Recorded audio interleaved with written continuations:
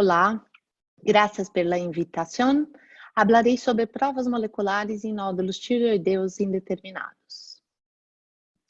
A prevalência dos nódulos tireoideus aumentou nas últimas décadas, principalmente aqueles nódulos considerados incidentais, diagnosticados pelo uso de exames de imagem, muitas vezes não relacionados à tireoide. Entretanto, os carcinomas de tireoide continuam restritos a um grupo de 5 a 15% desses nódulos. Portanto, não identificar corretamente um nódulo benigno no pré-operatório pode levar a inúmeras cirurgias desnecessárias. Para selecionar melhor os nódulos para a biópsia, foram propostas diversas classificações ecográficas de nódulos. As mais utilizadas no momento são da American Thyroid Association e a CR de Harris. A partir da seleção desses nódulos é feita uma avaliação da citologia. E a classificação de Bethesda procura graduar o risco de malignidade nessa citologia. Existe o grupo de nódulos indeterminados, principalmente citologias Bethesda 3 e 4, em que a frequência de malignidade é baixa, mas não é desprezível para deixar de operar o nódulo.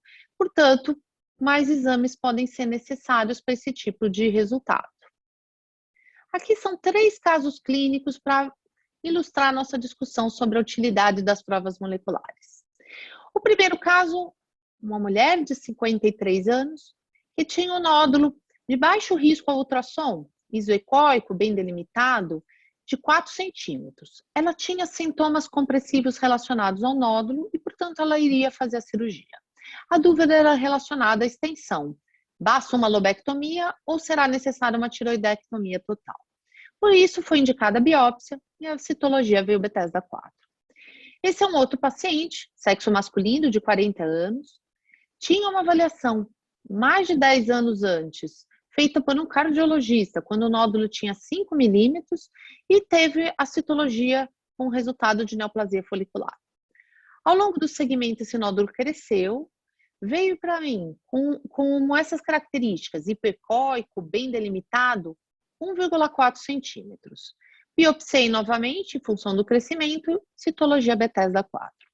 Esse último caso, homem de 45 anos, tem um nódulo suspeito ao ultrassom, é um nódulo hipercóico, mas irregular, e esse paciente não estava tranquilo para fazer vigilância ativa se viesse um carcinoma de tireoide.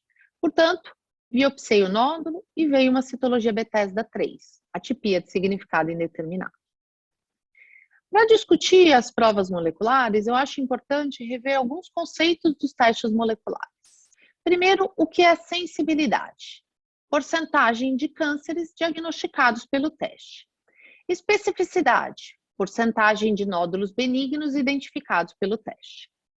A prova molecular ideal vai ter uma alta sensibilidade para diagnosticar quase todos os cânceres e alta especificidade de diagnosticar quase todos os nódulos benignos. Sensibilidade e especificidade são características do teste, não depende do local onde ele está sendo utilizado, diferente de valor preditivo positivo e negativo. Valor preditivo negativo é a porcentagem de resultados negativos que são realmente benignos. Valor preditivo positivo, porcentagem de testes positivos que são realmente cânceres. O teste molecular ideal deve ter um desempenho parecido com Bethesda 2 em termos de valor preditivo negativo, maior de 95% de chance de benignidade e, portanto, esse teste é um excelente teste rule-out para excluir a malignidade e permitir a observação do paciente. Uma boa prova molecular teria o desempenho de valor preditivo positivo de uma citologia Bethesda 5 ou 6, mais de 70% de malignidade. Portanto, um bom teste rule-in para diagnosticar corretamente o câncer e indicar a cirurgia de uma maneira mais adequada. Entretanto, valor preditivo positivo e negativo, eles estão relacionados. O ideal seria encontrar um teste em que a frequência de malignidade de 20 a 30% nas citologias Bethesda 3 e 4 vai alcançar esse valor preditivo positivo e negativo. É importante lembrar que se essa frequência de malignidade for maior, o teste perde no valor preditivo negativo, e se for menor, perde em valor preditivo positivo. A primeira prova molecular criada foi o painel de 7 genes. Ele procura estudar as alterações moleculares mais frequentemente encontradas no carcinoma papilar e folicular de tireoide. São as mutações de BRAF, de NRAS, KRAS, HRAS, rearranjo RET-PTC e rearranjo PAX8-PPR-gama. Esse teste foi validado pelo grupo liderado por Nikiforov. E ele mostrou um excelente desempenho em termos de valor preditivo positivo, próximo de 90%. Entretanto, o valor preditivo negativo só foi bom nas citologias Bethesda 3. Só que os achados desse grupo não foram validados por outros grupos. Nós, por exemplo, tivemos a nossa experiência nesse estudo prospectivo de pacientes do Hospital das Clínicas e do Instituto do Câncer, e nós vimos que o uso do teste molecular permitia um ganho importante no valor preditivo positivo se esse teste viesse positivo. Entretanto, o valor preditivo negativo, apesar de mais alto, foi inferior a 90%. Ou seja, existe uma chance de mais de 10% de errar o diagnóstico de nódulo benigno se acreditarmos só nesse teste e, portanto, deixar de operar um nódulo maligno. O painel de 7 genes, dessa forma, se provou apenas como um excelente teste rule-in, mas não para excluir a cirurgia. O conhecimento do carcinoma papilar de tireoide e dos outros carcinomas de tireoide também evoluiu ao longo do tempo. E a genômica desse carcinoma foi caracterizada e publicada na forma de um atlas. E esse atlas mostra que, além das mutações frequentemente encontradas, diversos outros genes podem estar mutados, pode existir outros rearranjos gênicos e mesmo deleções cromossômicas. Hoje, os carcinomas papilares de tireoide podem ser classificados como BRAF-like, são alterações moleculares que ativam principalmente essa via de sinalização, MEK, ERK, MAP-kinase. São tumores com mutações de BRAF, rearranjos envolvendo RET, RET-PTC, rearranjos envolvendo BRAF. São, em sua grande maioria, carcinomas papilares de variante clássica ou variante de células altas. Tem diferentes graus de diferenciação, incluindo tumores com baixo grau de diferenciação e alto risco de recorrência. Por outro lado, existem os tumores RAS-like. São tumores que a via de sinalização principal ativada é a da PI3K. Envolve mutações de RAS, IF1AX, rearranjo PAX8-PPR-gama, rearranjo de NTRK, deleção de cromossomo 22. Na sua grande maioria, são carcinomas papilares de variante folicular. Envolvem frequentemente pacientes jovens, com alto grau de diferenciação tumoral e baixo risco de recorrência. Esse padrão de perfil molecular é muito parecido com o dos carcinomas foliculares. O conhecimento da genômica dos carcinomas de células de Hürthle também evoluiu nos últimos anos. Diversos genes são envolvidos na carcinogênese das células de Hürthle. Esse é um estudo desenvolvido pelo nosso grupo, em que nós identificamos, além de genes da via MERK, ERK, MAP-kinase, genes da via PI3K e principalmente genes dessa via, Wnt-beta-catenina. Entretanto, as alterações moleculares mais frequentes associadas aos carcinomas de células de Hürthle são alterações cromossômicas. Perdas cromossômicas generalizadas são frequentes, pode haver duplicação, especialmente de cromossomos 5, 7 e 12, e também são frequentes mutações de DNA mitocondrial. Quanto aos carcinomas medulares de tireoide, há muito nós conhecemos as mutações germinativas envolvendo o RET nos casos familiares. Mas os carcinomas esporádicos também têm com frequência mutações de RET, podem ter mutações de RAS, deleções cromossômicas e mutações envolvendo outros genes. Portanto, diante de todo esse conhecimento adquirido ao longo dos anos, as provas moleculares foram atualizadas. Hoje essas são as provas disponíveis. No Brasil, nós temos disponíveis essas últimas 3. A FIRMA foi o primeiro teste molecular a se contrapor ao painel de 7 genes. Ele é um teste que é um classificador de expressão gênica. Ele avalia diferenças de expressão de cerca de 160 genes E essa diferença de expressão permite classificar o nódulo em benigno ou suspeito. O teste foi validado nesse estudo multicêntrico, em que a frequência de malignidade era por volta de 25%, teve um excelente desempenho com valor preditivo negativo de 95%. Portanto, um excelente teste rule-out para evitar a cirurgia. Uma informação importante quando avaliar esses resultados de testes moleculares é a frequência que esse teste vem benigno, que é chamado de benign call, que no caso do Afirma foi de 41%. Ou seja, cada 10 testes realizados, 4 vinham benigno, o que permitia selecionar melhor os casos para cirurgia. O problema do Afirma é quanto ao valor preditivo positivo, que não foi alto, menos de 40%. E se nós pensarmos naquela relação de valor preditivo positivo e negativo, se a frequência de malignidade fosse menor do que 25%, esse valor preditivo seria mais baixo ainda. E isso indicaria que mais cirurgias estariam sendo realizadas para testes que no final se provariam benignos. O Afirma evoluiu e hoje é feito um classificador de sequências gênicas. É feito primeiro uma avaliação inicial para identificar tecido de paratireoide, carcinoma medular ou carcinomas papilares com mutação de BRAF ou rearranjo RET-PTC. Se esses resultados iniciais vierem negativos, é feito então o classificador de expressão gênica anterior, com o acréscimo da avaliação de alterações de cópias cromossômicas e alterações de DNA mitocondrial. Portanto, o teste melhorou no diagnóstico das neoplasias de células de Hutton. Com essa evolução, houve um ganho importante em termos de valor preditivo positivo. A frequência de resultados benignos do teste permaneceu alta, 54%. Cada 2 testes, um vem benigno. E como eu falei, o desempenho para o diagnóstico de neoplasia de células de Hutton melhorou. Antes, a grande maioria dos nódulos de células de Hutton eram classificados como suspeitos. Hoje, eles podem ser identificados como benignos com uma frequência maior. Com esse desempenho, acredita-se que esse é um bom teste rule-in e rule-out. O painel de 7 genes também evoluiu. Hoje, ele é o Tyro-Seq na 3ª versão.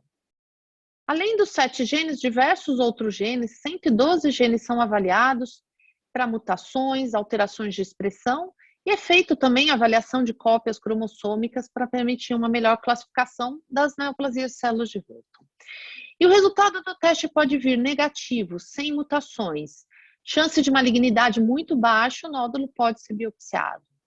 Atualmente negativo, que tem mutações de baixo grau, uma frequência baixa, e que, portanto, a chance de malignidade é baixa. Pode ser seguido esse paciente ativamente. Mutações BRAF-like são mutações relacionadas frequentemente aos carcinomas foliculares ou mesmo aos carcinomas papilares, mas são carcinomas, na sua maioria, de risco menor e que poderiam até ter cirurgias mais conservadoras. Mutações BRAF-like são mutações relacionadas ao carcinoma papilar e muitas vezes mais agressivos, exigindo um tratamento mais extenso. E mesmo a combinação de diversas mutações que podem significar tumores mais agressivos que vão precisar de um tratamento mais agressivo. O estudo multicêntrico de validação mostrou um excelente desempenho dessa 3ª versão do Tyro-Seq, valor preditivo negativo muito alto, 97%, 98%, com valor preditivo positivo alto, próximo de 70%, indicando que é um excelente teste rule-in e rule-out. Frequência de resultados benignos, 60%. Aparentemente é um teste que vale a pena em termos de custo-benefício, só que o custo é caro. E por isso outros testes estão sendo desenvolvidos para tentar oferecer uma proposta mais econômica. Um dos testes com essa proposta é o MIR-Type. O MIR-Type é um teste que tem disponível no Brasil, desenvolvido no Brasil e que procura avaliar os microRNAs.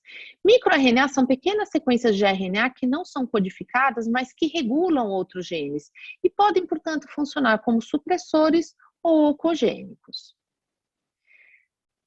Através do Atlas do Genoma do Carcinoma Papilar, descobriu-se que diversos microRNAs são relacionados ao carcinoma papilar e podem estar relacionados, inclusive, com o seu risco e agressividade. O MIR-Type se propõe a avaliar 11 microRNAs, sendo 5 deles discriminadores. O estudo que foi publicado, com uma validação numa casuística isolada, mostrou um excelente valor preditivo negativo e positivo. Só que vale a pena chamar atenção para a frequência de malignidade alta, principalmente porque foram incluídos citologias Bethesda 5, que é uma situação que nós não normalmente indicamos esse tipo de teste molecular.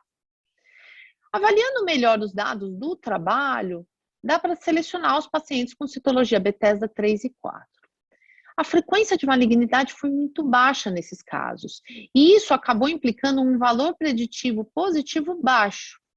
No trabalho publicado inicialmente, com os dados iniciais do grupo, esse teste parece ser um bom teste rule-out, mas como um teste rule-in, não pareceu tão bom. Falta validação em estudos multicêntricos. O que tem validando os achados são dados de vida real, que são dados que foram cedidos pelo Marcos Santos, que foi o primeiro autor do trabalho do MIR-Type. Ele mostrou que na experiência deles, mais de 390 casos avaliados de citologia Bethesda 3 e 4, ele obteve testes positivos em 239 casos, 169 positivos, suspeitos. E desses suspeitos, a grande maioria provou ser câncer ou NIFTP. Só que na vida real, nós não operamos os testes negativos, então não há como ter certeza que aqueles que não foram operados não eram malignos. Se a gente usar os dados de sensibilidade e especificidade, é possível ter uma ideia do que está falhando nesse teste. E baseado nesses dados, eu calculei que existe uma chance de cânceres nesse grupo que foi seguido. E essa chance conferiu um valor preditivo negativo para o teste de 93%. Entretanto, o valor preditivo positivo se mostrou melhor do que do trabalho inicial. Talvez seja, sim, um bom teste rule-in, rule-out. Um teste novo que tem no Brasil foi desenvolvido por Hernán González, do Chile. Ele é um classificador genético de expressão gênica e se propõe a avaliar um grupo menor de genes do que o AFIRMA, apenas 10 genes. E da mesma forma que o AFIRMA é classificado como suspeito ou benigno. O Hernán conseguiu validar em diversos centros do Chile e centro nos Estados Unidos. E ele viu com os resultados um alto valor preditivo negativo em citologia Bethesda 3 e 4, assim como um alto valor preditivo positivo, mostrando ser um bom teste rule-in e rule-out. Frequência de resultados benignos também foi alta, 60%, e é um teste com custo menor do que AFIRMA e Thyroid-Seq. Aqui comparando os 4 testes que eu falei em termos de desempenho deles, todos mostraram ser bons testes rule-out para excluir a malignidade. O que foi bastante variável foi o valor preditivo positivo desses testes. Voltando então para aqueles casos clínicos. Esse primeiro caso, o paciente que vai ser operada pelos sintomas compressivos e a dúvida em relação à extensão da cirurgia. Ela foi incluída no nosso estudo prospectivo de painel de 7 genes e veio com mutações negativas. Ela, portanto, foi submetida a uma lobectomia e confirmou-se apenas um bócio adenomatoso. Esse outro paciente, no período que ele foi avaliado por mim, existia disponível no Brasil o teste da AFIRMA. E ele foi, então, feito a avaliação e o teste veio como suspeito. Lembrar que o AFIRMA é um bom teste rule-out para excluir a malignidade, mas ele não indica com certeza o diagnóstico de malignidade quando suspeito. Portanto, o paciente foi submetido a uma lobectomia e veio um carcinoma papilar de variante folicular encapsulada, o que hoje nós classificamos como NIFTP. Finalmente, esse último paciente. É um paciente com citologia com atipia de significado indeterminado.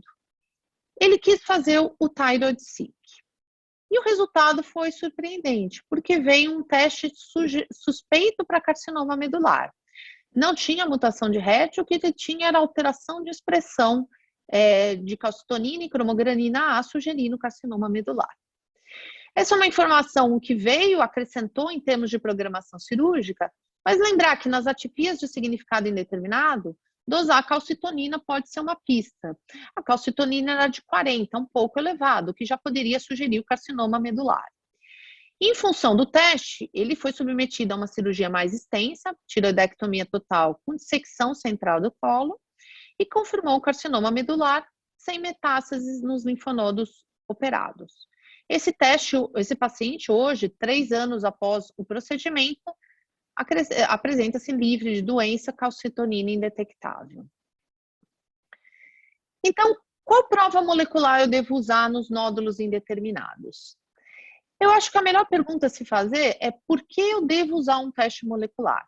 Na minha opinião, hoje, é para identificar lesões benignas que não vão ser operadas. Porque as alterações moleculares hoje ainda não guiam nosso tratamento para o carcinoma de tireoide.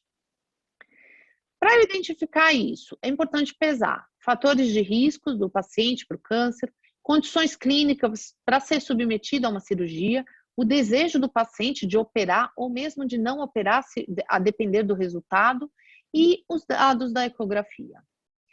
Se na ecografia o nódulo vier como alto risco de malignidade, é possível que o desempenho do teste, em termos de valor preditivo negativo, não seja tão bom.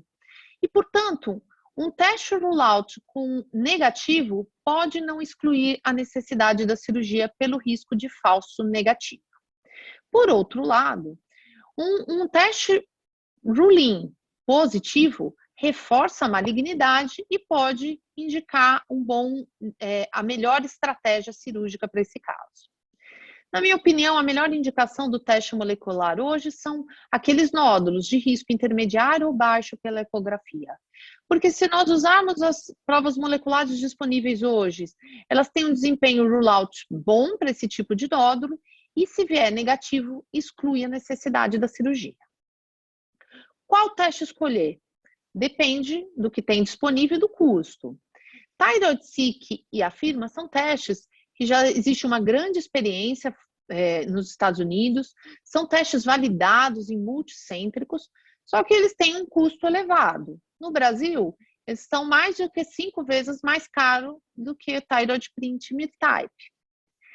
Thyroid Print, ele é um teste mais acessível em termos de custo, já foi validado em estudos multicêntricos. O MirType também é um teste acessível, tem um custo tão bom quanto o Thyroid Print, entretanto, a validação multicêntrica ainda está em curso. Sempre é importante lembrar a recomendação da American Thyroid Association a respeito das indicações dos testes moleculares. Quando considerar um teste, é importante aconselhar o paciente pelos potenciais benefícios em termos de evitar a cirurgia, mas as limitações do teste.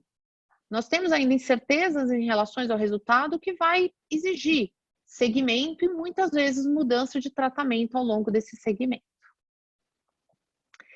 Graças pela atenção de vocês. Faço um convite a todos, quando quiserem, puderem, visitar a nós no Instituto do Câncer do Estado de São Paulo e na Faculdade de Medicina da USP, quando teremos oportunidade de compartilhar as nossas experiências nos diagnósticos e tratamento dos carcinomas de tireoide. Graças a todos.